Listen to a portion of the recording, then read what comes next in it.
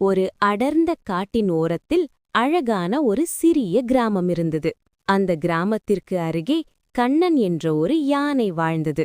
கண்ணன் சாதாரண யானை அல்ல, அது மந்திர சக்தி கொண்ட யானை. யாராவது சோகமாக இருந்தால் கண்ணன் தன் தும்பிக்கையால் தொட்டவுடன் அவர்களின் முகத்தில் சிரிப்பு மலரும். ஒருநாள் அந்த கிராமத்தில் கடுமையான வறட்சி வந்தது. எங்கும் நீரில்லை. மக்கள் மிகவும் கவலைப்பட்டார்கள். இதை கண்ட கண்ணன் நாம் உதவணும்னு முடிவு செய்தது. அது தன் பெரிய தும்பிக்கையால் மண்ணை மெதுவாக தோண்டியது.